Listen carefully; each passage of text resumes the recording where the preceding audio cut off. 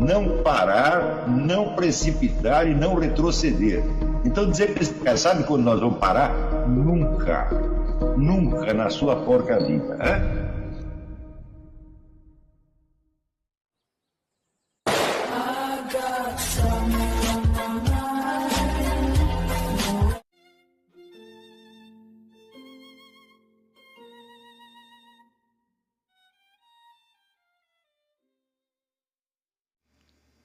E aí pessoal, tranquilo? Então vem aqui antes do vídeo começar, pedir para vocês se inscreverem, quem não for inscrito, compartilhar, curtir, comentar. Quem puder seja membro do canal, que isso ajuda bastante. Tem também o link do Apoia-se. Quem puder ajudar nosso canal e apoiar financeiramente vai ser muito bem-vindo. Mas o mais importante é transmitir o conteúdo e os conhecimentos do professor Olavo de Carvalho para mais e mais brasileiros. Então compartilhe e ajude aí nossa causa. Muito obrigado a todos os membros, apoiadores do canal. Fico muito feliz. Tenho certeza que a gente está no caminho certo. Então fiquem com o vídeo e até mais. Valeu! Esclarecer desde logo o conceito de rito e de rito iniciático. É isso? Então, o que é um rito? O rito é a repetição formalizada de um gesto primordial. Um gesto que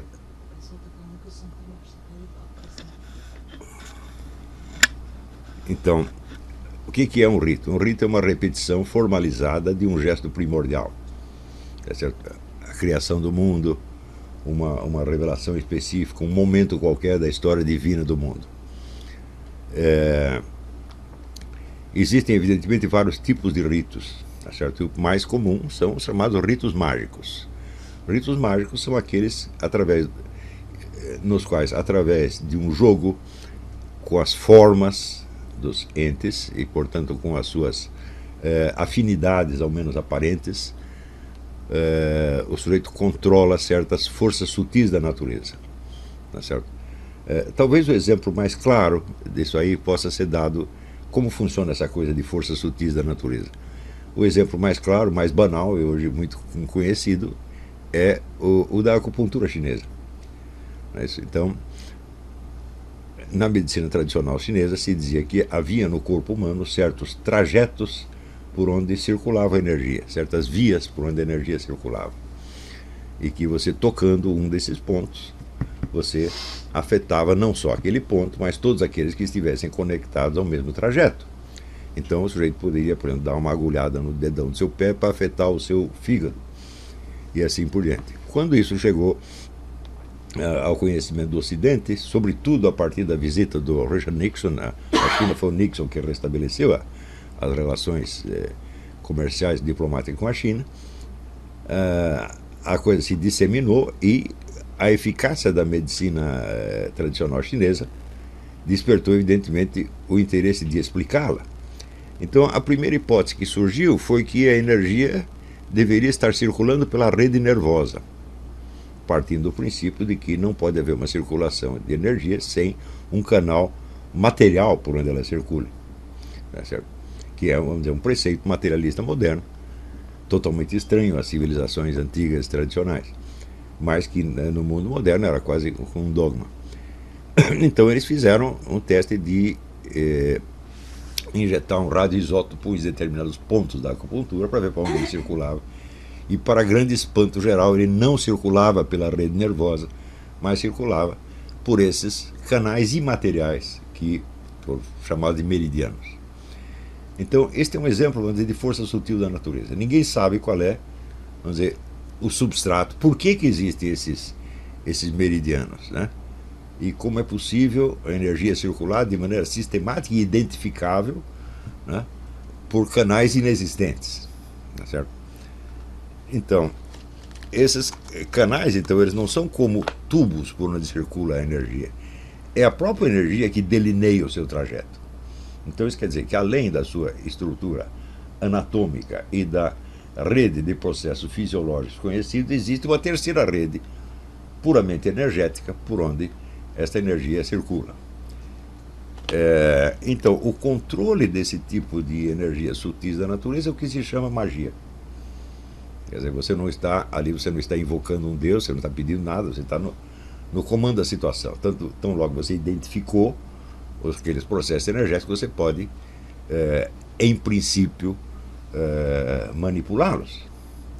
Mas existe um texto muito interessante do Claude Lévi-Strauss que se chama O Feiticeiro e Sua Magia, onde ele estuda o fenômeno amplamente reconhecido de que certas tribos indígenas, tanto da África quanto da América, é possível o feiticeiro matar uma pessoa por processos puramente mágicos.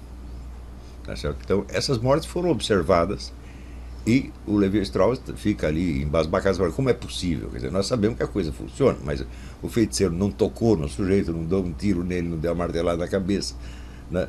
Não deu uma facada na barriga, ele não fez absolutamente nada, ele ou mexeu num bonequinho, ou disse certas palavras, etc., e o camarada morreu. E ele arrisca a explicação de que isso só funciona em meios culturalmente homogêneos, onde todo mundo crê na eficácia desse procedimento. E como todo mundo crê, basta o sujeito saber que fizeram a feitiçaria contra ele, ele já começa a ficar apavorado, e isso vai aos poucos inibindo a microcirculação, e você tem a falência de vários órgãos. Mas é uma hipótese.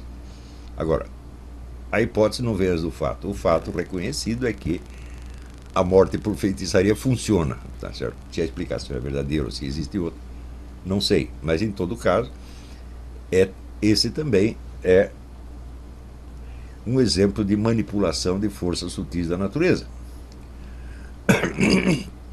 Outro exemplo são os processos alquímicos, nos quais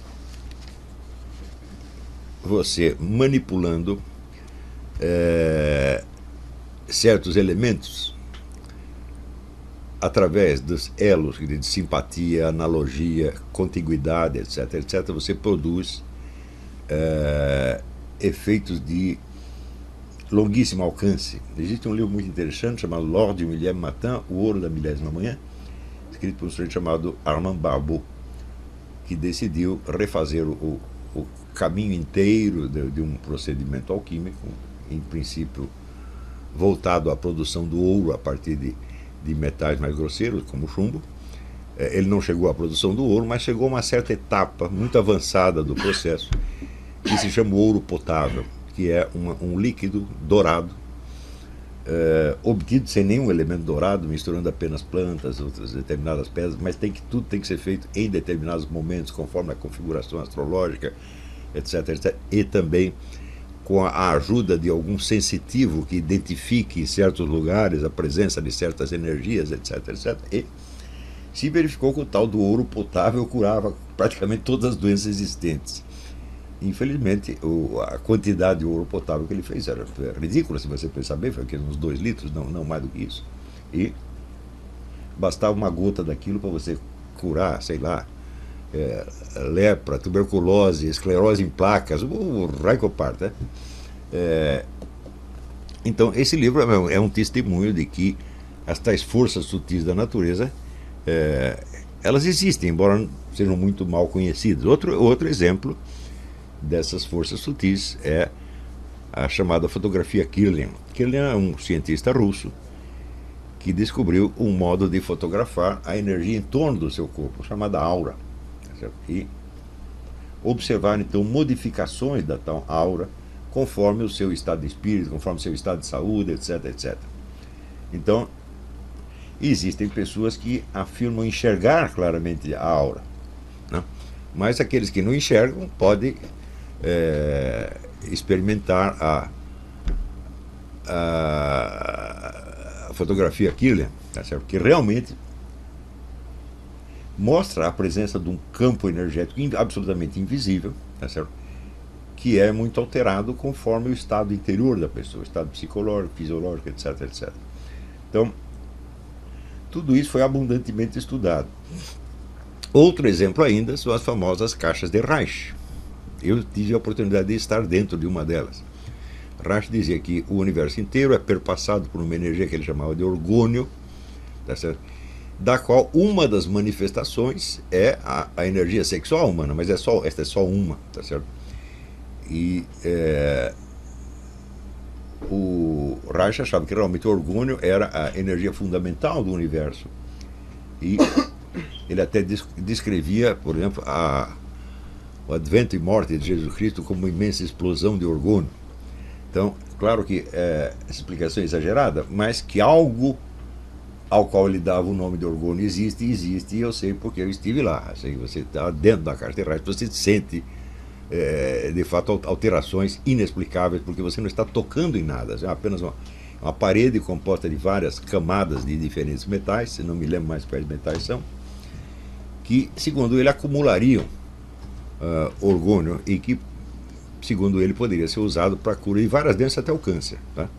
Então, tudo isso é um exemplo de energias sutis. Em todos esses casos, você não está se dirigindo a uma divindade. Você está apenas, por assim dizer, dialogando com elementos invisíveis. O fato desses elementos serem invisíveis não quer dizer que não sejam materiais, de algum modo. É claro que o são, porque senão não afetaria o corpo humano.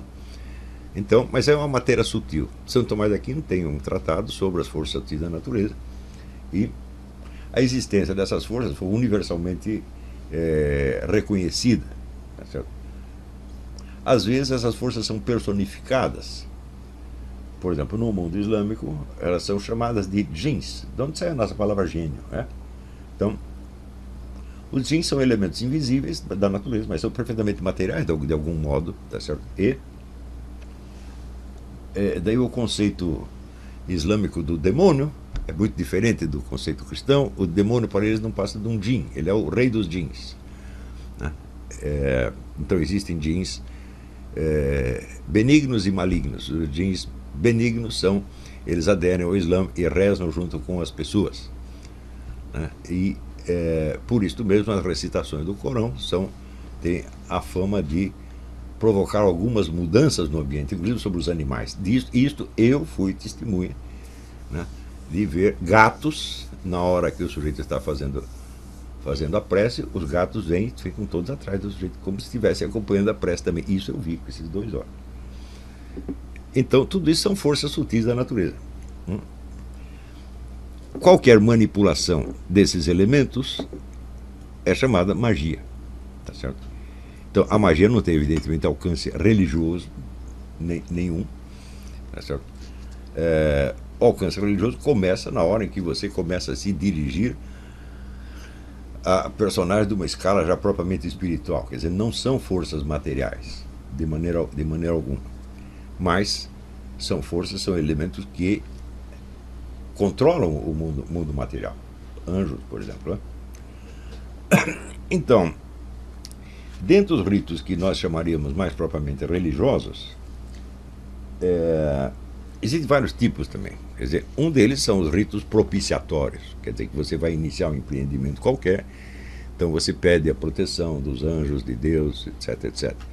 Né? Também, nesse sentido, existem ritos sacrificiais, onde você sacrifica algo, tá certo? Que teoricamente agradará aos deuses. Ritos propiciatórios e sacrificiais existem em todas as religiões do mundo, de algum modo. Não é isso? Alguns funcionam, outros não funcionam. Não sabemos por quê. Tá certo? E dentre esses muitos ritos, existem alguns ritos que são chamados ritos de agregação. O que é o rito de agregação? Existe uma comunidade religiosa e ela forma o que no esoterismo se chama uma egrégora. A egrégora é o ser psíquico da comunidade. Segundo René Guénon, todas as preces individuais não se dirigem diretamente a Deus nem aos anjos, mas em primeiro lugar à egrégora. Então é através da egrégora elas chegam numa escala mais alta. Isso quer dizer que se o indivíduo fora de uma comunidade religiosa, o não membro, ele rezar aquilo, não vai funcionar de maneira alguma. Segundo Guénon, né? Se é assim ou não é, eu não sei. Mas o rito de agregação torna você um membro da egrégora. Você passa a participar daquele ser psíquico, tá certo? A noção que existe no cristianismo do corpo místico de Cristo é algo mais do que isso, é um pouco diferente disso aí, mais tarde eu vou explicar. E por fim existem os ritos iniciáticos. O que é um rito iniciático? Um rito iniciático é uma série de gestos imitativos, um gesto primordial, evidentemente, que dão acesso ao indivíduo o acesso a uma outra esfera de ação espiritual que ele não tinha antes de maneira alguma. Tá certo? Quer dizer, há uma mutação espiritual nítida, como se você adquirisse uma espécie de supra-identidade, um andar superior da sua pessoa que você não tinha antes de maneira alguma. Então, segundo o René Guénon, esses ritos iniciáticos são próprios de sociedades esotéricas. O que são sociedades esotéricas? São organizações como aquelas daqueles companheiros do Mohammed que eu falei no começo.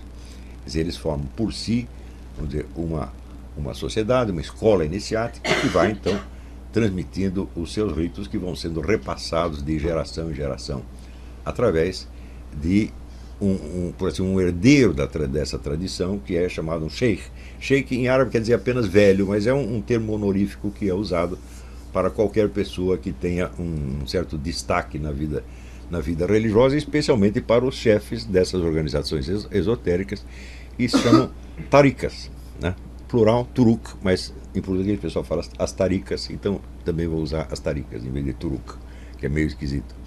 Então, tarika quer dizer apenas uma palmeira, mas ela é tida como um símbolo dessas organizações. E também, tarika quer dizer também caminho ou via.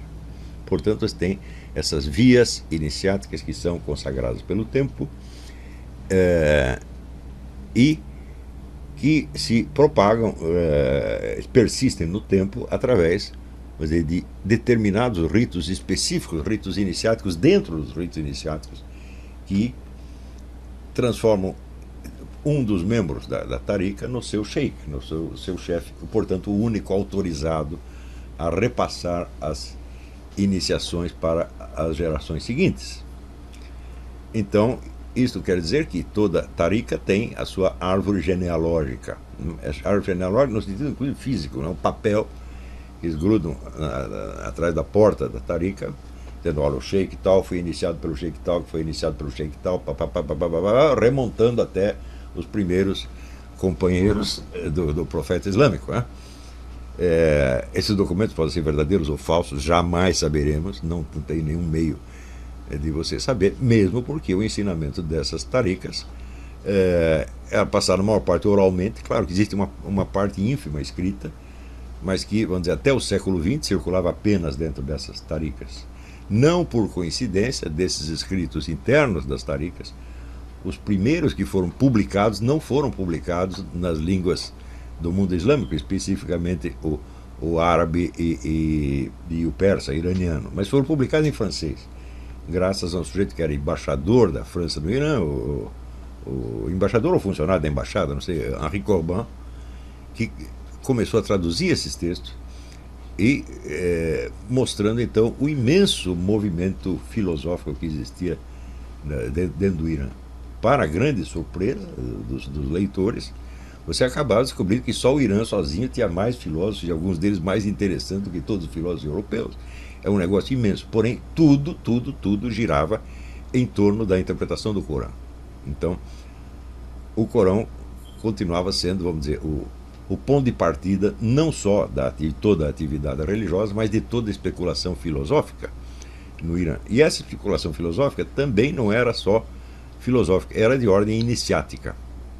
Tá certo? Então, isso quer dizer que a distinção, por exemplo, que o René Guénon estabelece muito taxativa, muito clara entre filosofia e esoterismo, ela só vale para o Ocidente. Essa variedade da filosofia esotérica, filosofia iniciática que existia dentro do Irã, o próprio René Guénon não conhecia direito. Tá certo? Então, ele diz, olha, o esoterismo não tem absolutamente nada, ou como ele chamava as doutrinas tradicionais, não tem nada a ver com filosofia. Tá certo? E hoje nós vemos que essa distinção é meramente nominal, porque aquilo que no Irã se chamava de filosofia era exatamente o que tinha algo a ver com as iniciações. Tá certo? Assim como existia contemporaneamente na Europa, você tinha já filosofias de um caráter nitidamente iniciático, como as iniciadas pelo conde Hermann von Kaiserling, no que ele chamava a Escola da Sabedoria. Mas, até hoje, esta linhagem iniciática do Hermann von Kaiserling existe ainda. Eu tive a oportunidade de assistir aulas com o filho dele, Arnold Kaiserling, e ali é puro esoterismo, é astrologia, é magia, é alquimia, E tudo isso leva para eles o nome de filosofia. Do mesmo modo, no Irã, o que se chamava de filosofia englobava, por assim dizer, o esoterismo. Ao passo que nos países islâmicos de origem especificamente árabe, né, como Egito, Iraque, etc., etc., desde cedo houve uma linha demarcatória entre o esoterismo, o sufismo, se quiserem chamar, eu não gosto dessa palavra, mas é entre o esoterismo e a filosofia. Então, se você ler as obras de Al-Ghazali, por exemplo, Al-Ghazali era um famoso teólogo islâmico, portanto uma autoridade exotérica, uma autoridade da lei islâmica, da Sharia, como se chama, e ao mesmo tempo um sheikh sufi, tá certo? E ele escreveu um livro que chama Destruição dos Filósofos, onde ele diz que a filosofia é uma linhagem de herança puramente grega, destinada à especulação puramente racional e que, portanto, não poderia alcançar, né, os supremos mistérios da revelação corânica. Tá certo? Aqui, um outro filósofo, chamado Averroes, respondeu com um outro livro chamado A Destruição da Destruição. Então, essa disputa entre filosofia e esoterismo é muito clara no Islã e muito intensa. Não é só disputa, isso é uma hostilidade mesmo, né? Diz até que quando morreu Averroes, não me lembro se isso aconteceu na morte de Averroes ou Avicena, você me desculpe, mas isso não é importante, que é apenas uma fábula. A sua biblioteca foi transportada, puseram os livros todos do cara num burro, num asno, né? E o asno ia transportando aquilo, né? Ele diz que então o mestre Sufi Ibn Arabi viu naquilo um símbolo do próprio Averroes, né? O asno carregado de livros, né? Então essa fábula, eu não sei se é verdadeira ou falsa, mas circula no mundo islâmico. Você vê o desprezo que um esoterista poderia ter pela filosofia tida como mera atividade racional. Porém, isso só vale para o Islã árabe, tá certo? Que não é o centro principal da atividade filosófica islâmica. O centro é o Irã, evidentemente. Quer dizer, o Irã ganha de todos, assim, na proporção de 100 para 10, vamos dizer, né? Ao mesmo tempo, dentro do Irã se desenvolviam outras linhas esotéricas que não estavam ligadas às tarikas, que vinham da própria origem, vamos dizer, da religião do Islã iraniano, que desde o início se caracteriza como membro da ala xiita. Shia quer dizer apenas os companheiros, e se designa os companheiros do Ali. Ali era o genro do profeta Muhammad, né? E logo que o profeta morreu, surge uma disputa se a chefia, a liderança do mundo islâmico seria apenas de ordem política e civil, ou se seria uma liderança espiritual também. Então, a maioria adere à ideia de que não, a profecia acabou, tá certo? O profeta, enquanto tal, não tem sucessores. Agora nós temos só que administrar o Islã, né, politicamente, juridicamente, e nada mais será acrescentado à profecia. Maomé teria sido, como eles dizem, o selo da profecia. Mas teve lá, digamos, uns 10 ou 15% que disseram não, a profecia continua e o sucessor do profeta é o Ali, o genro dele, que era um herói de guerra, um homem de um prestígio enorme. E Ali então passaria, né, o bastão da profecia de geração em geração,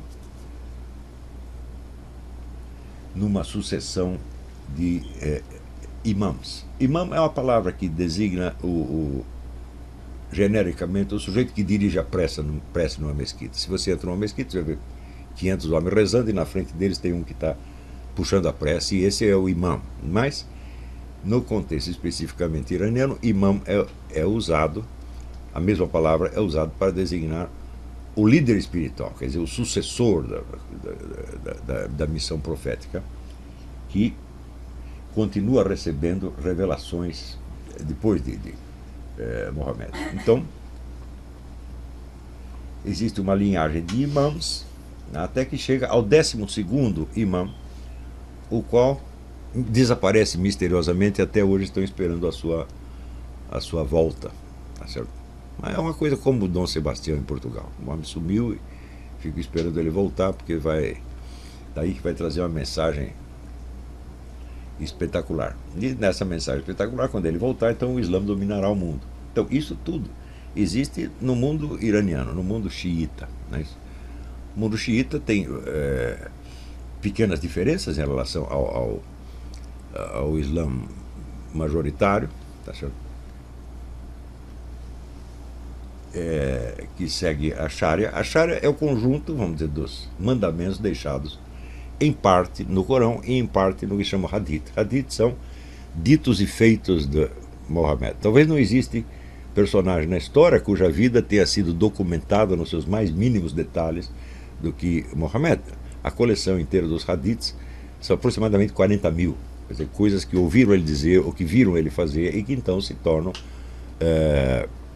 modelos a serem imitados ao longo do tempo. Né?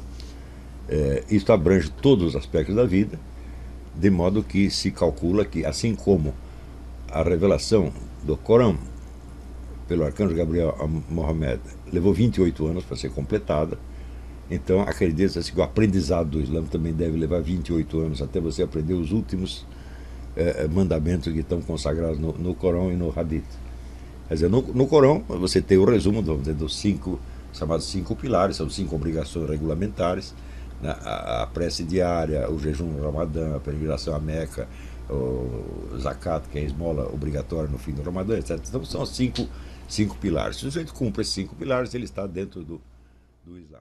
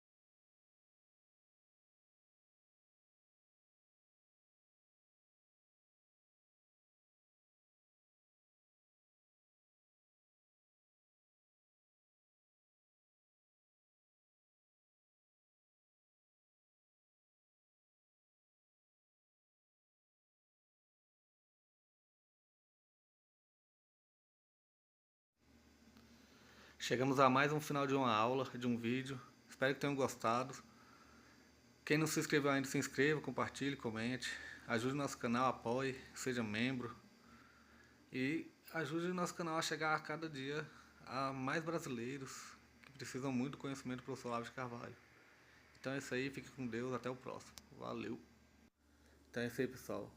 Que é o nosso canal. Que são alguns livros que eu já li. A maioria foi doação, mas alguns eu adquiri, professor Olavo de Carvalho.